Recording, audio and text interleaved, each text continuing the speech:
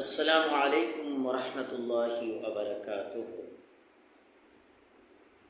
नहमदुहु व नस्तईनुहु व नस्तगफिरुहु व नऊज़ु बिल्लाहि मिन शुरूरि अनफुसिना व मिन सय्यिआति आमालिना। क़ाल अल्लाहु तआला फ़िल क़ुरआनिल करीम अलैहिस्सलाहु बिअहकमिल हाकिमीन। মহান রব্বুল আলামিন বলেছেন, আল্লাহ হচ্ছেন শ্রেষ্ঠ বিচারকদের বিচারক। তাই আজকে আমি প্রিয় বাংলাদেশ, প্রিয় দেশবাসী, দেশ এবং বিদেশের সকল মুক্তিকামী, স্বাধীনতাকামী সমস্ত হিন্দু, বৌদ্ধ, মুসলিম নরনারীদের উদ্দেশ্যে, গোটা বাংলাদেশ এই জাতির উদ্দেশ্যে আমি কিছু কথা বলতে চাই। আমরা সকলেই জানি, গত 5ই আগস্ট 2024 সাল স্বৈরাচারী শেখ হাসিনার পতন হয়েছে ছাত্র জনতার গণ অভ্যুত্থানের মুখে। তাই এই স্বৈরাচারী হাসিনার বিচার দাবি করছি আমি। হাসিনার অনেক অপরাধ আছে, বড় বড় অপরাধগুলির বিচার চাই। 1 নম্বরে 2006 সালে 28 অক্টোবর বাইতুল মোকাররমের উত্তর গেটে লগি বইটার তাণ্ডব চালিয়েছিল সেই স্বৈরাচারী খুনি জঙ্গিবাদী শেখ হাসিনার আদেশে সারা বাংলাদেশ থেকে আওয়ামী লীগ, ছাত্রলীগ, এই জঙ্গি সংগঠনটি লগি বইটা নিয়ে সে বাইতুল মোকাররমের উত্তর গেইটে জামায়াতে ইসলাম এর উপরে অতর্কিতভাবে হামলা শুরু করে। লগি বইটার তাণ্ডবে অসংখ্য মানুষকে সেই দিন তারা হত্যা করে। হত্যা করার পরে এই জঙ্গিবাদী সংগঠন লাশের উপরে তারা নৃত্য করেছিল। সেই নৃত্য সারা পৃথিবীর মানুষ সেই দিন দেখেছিল। জাতিসংঘ থেকে নিন্দা পর্যন্ত জানানো হয়েছিল, সারা পৃথিবী থেকে নিন্দা জানানো হয়েছিল।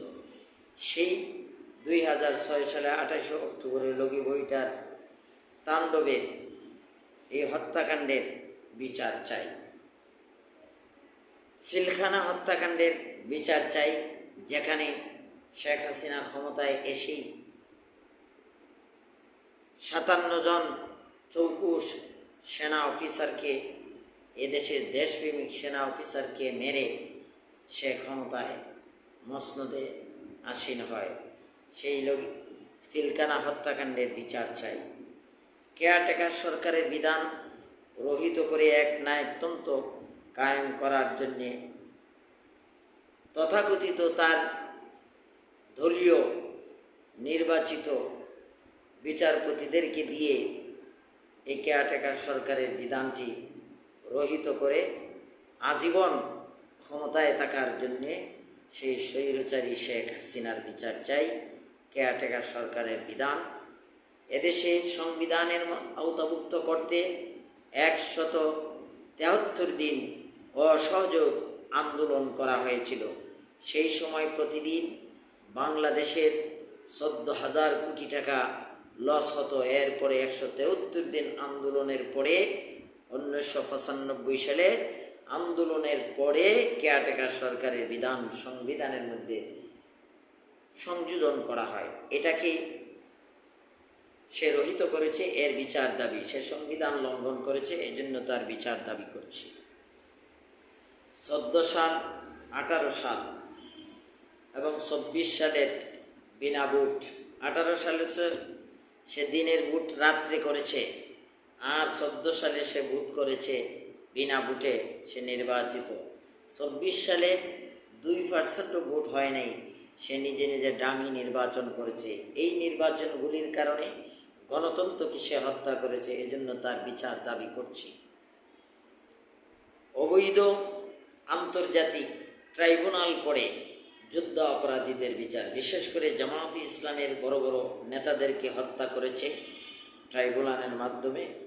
তারপরে বিএনপির নেতাদেরকে হত্যা করেছে বিচারের নামে, আন্তর্জাতিক বিচারের নামে সে হত্যা করেছে। অথচ দেখা যাচ্ছে আন্তর্জাতিক বিচারকও নাই, আন্তর্জাতিক কোনো আইনজীবীও নাই, তারাই বিচার করে তার দলীয় লোকদেরকে দিয়ে, আওয়ামী লীগের সন্ত্রাসী সংগঠন, জঙ্গিবাদী সংগঠনের দলীয় লোকদেরকে দিয়ে বিচারপতি বানাইয়া এই হত্যাকাণ্ড তারা করেছে। এটার বিচার চাই। আল্লামা দেলোয়ার হোসেন সাঈদী, যাকে গোটা পৃথিবী চিনত, যিনি গোটা পৃথিবীর একজন হৃদয়ের স্পন্দন ছিলেন, সে আল্লামা দেলোয়ার হোসেন সাঈদীকে হাসপাতালে এনে হত্যা করেছে, ইঞ্জেকশন দিয়ে হত্যা করেছে। এই তথাকথিত কুলাঙ্গার ডাক্তার, কসাই ডাক্তার মোস্তফা জামানের মাধ্যমে হত্যা সংগঠিত করেছে। তাকে এই কুলাঙ্গার মোস্তফা জামান, ডাক্তার মোস্তফা জামানকে গ্রেপ্তার করলেই এটার বিচার পুঙ্খানুপুঙ্খানুভাবে করা যাবে।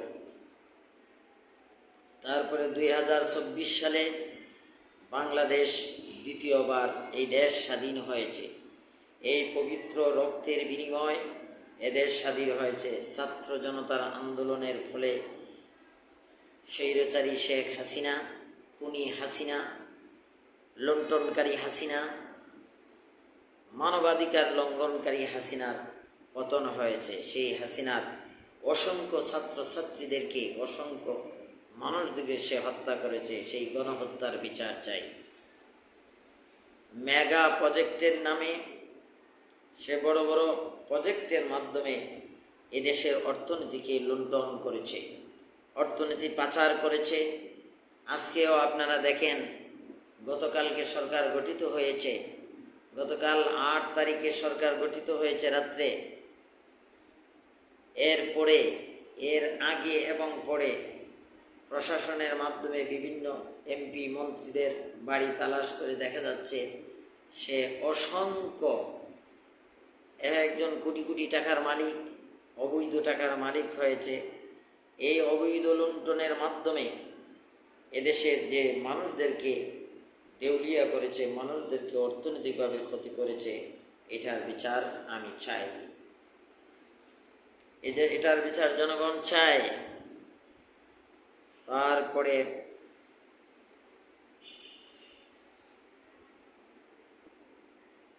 আয়নাগরের হত্যা, গুম, নির্যাতন, এই আয়নাগরের হত্যার বিচার এ জাতি চায়।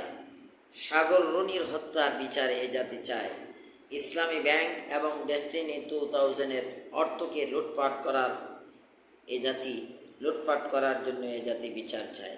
হাসিনাকে যারা দেশ থেকে পালানোর ব্যবস্থা করে দিয়েছে সেটার বিচার চায়। ওই সমস্ত বাহিনীর বিচার এদেশের জনগণ চায়।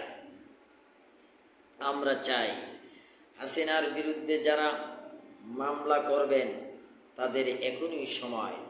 হাসিনায় যার প্রতি যে জুলুম অত্যাচার করেছে তার বিরুদ্ধে এখনই মামলা করার সময় এসেছে। এই মামলা করে তার বিচার দাবি করতে হবে এই জাতিকে। বন্ড নজিবুল বাশার মাইজভান্ডারী চট্টগ্রামের এর দৃষ্টান্তমূলক বিচার চাই। বাংলাদেশে অনেক দরবার আছে, অলি আল্লাদের অনেক দরবার আছে, অলি আল্লাদের মাজার আছে, সমাধিস্থান আছে, কবরস্থান আছে। এগুলি যেন ইসলামের নাম ভাঙিয়ে ও ইসলামিক যারা আছে, যারা ধর্মকর্ম বুঝে না, এরা যেন ভাঙচুর না করে।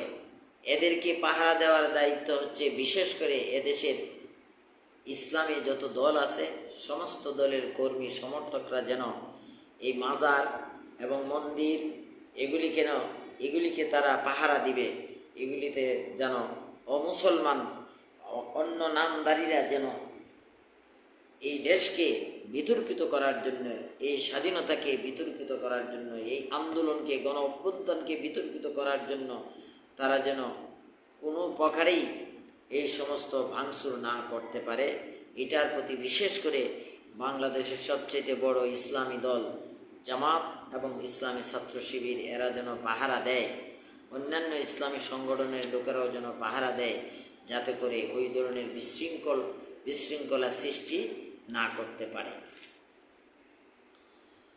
অমুসলিমদের উপাসনালয় পাহারা দিতে হবে, তাদেরকে রক্ষা করতে হবে, এটা মুসলমানের দায়িত্ব।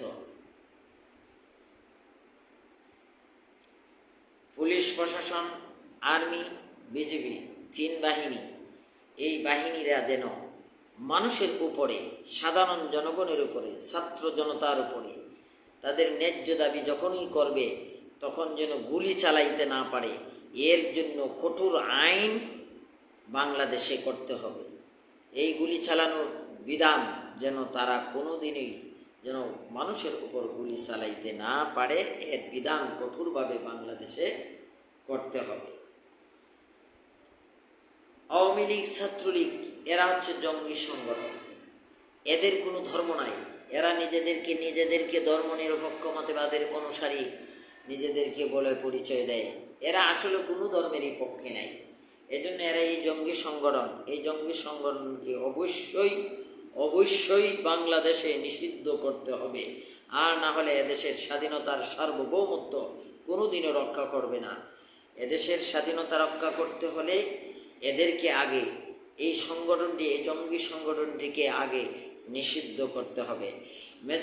মেজর জলিল সাহেব বলে গেছেন, নবম সেক্টরের কমান্ডার মুক্তিযোদ্ধা মেজর জলিল বলে গেছেন, অরক্ষিত স্বাধীনতাই মূলত পরাধীনতা।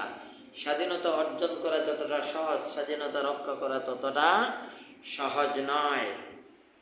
তারপরে এদেশে বিচার করতে হবে ছাগলের 6 নম্বর বাচ্চা, গৃহপালিত পশু, জাতীয় পার্টির বিচার করতে হবে। কারণ এই জাতীয় পার্টির কারণেই বিগত 16টি বছর, এই জাতীয় পার্টির নাটকের কারণেই বিগত 16টি বছর স্বৈরাচারী শেখ হাসিনা এদেশে ক্ষমতার মসনদে আসীন হয়েছে বিনা ভোটে, অবৈধভাবে। এরপরে মানুষের প্রতি জুলুম করেছে, অত্যাচার করেছে, মানুষদেরকে হত্যা করেছে, ছাত্র জনতাদেরকে হত্যা করেছে। এই ছাগলের 6 নম্বর বাচ্চা, গৃহপালিত পশু, এরা আম গাছেরটাও খায়, গাছের তলায় যেটা পড়ে এটাও খায়। এরা একটা এমন একটি অবস্থা পৃথিবীতে তৈরি করে গেছে, পৃথিবীতে এর কোনো নজির নাই। এই ছাগলের 6 নম্বর বাচ্চা, গৃহপালিত পশু, জাতীয় পার্টির বিচার পুঙ্খানুপুঙ্খভাবে করতে হবে। আমরা দেখেছি গতকাল 8 তারিখ দরবার হলে, বঙ্গভবনের দরবার হলে ছাগলের 6 নম্বর বাচ্চারা বসে আছে, এদের বিচার আগে করতে হবে। এরাই আওয়ামী লীগকে ক্ষমতায় বসিয়েছে 16 বছর মানুষের প্রতি নির্যাতন করার জন্য।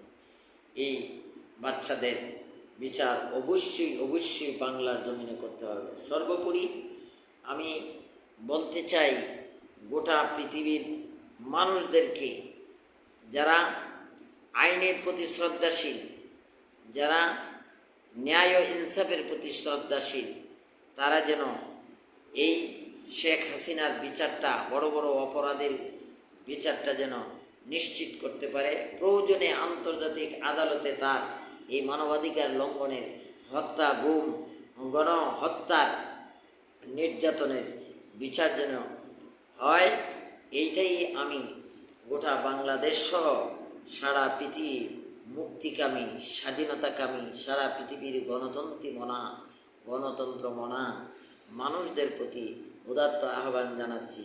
শেখ হাসিনার বিচার যদি না করা হয় তাহলে কদিন পরই বাংলাদেশ সহ গোটা পৃথিবীতে স্বৈরাচারী শাসক বসবে, আর মানুষের মানবাধিকার লঙ্ঘন করবে। আর যাতে কোনো মানবাধিকার লঙ্ঘন করা না হয় কোনো স্বৈরাচারী শাসকের কারণে।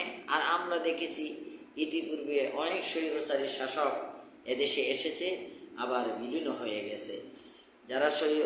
যারা নির্যাতন, অত্যাচার, ক্ষমতার দম্ভ অহংকার করে তারা কোনোদিনও বাঁচতে পারে না। এই জন্য আল্লাহ রাব্বুল আলামিন বলেছেন, অহংকারীদেরকে আল্লাহ তাআলা ভালোবাসেন না।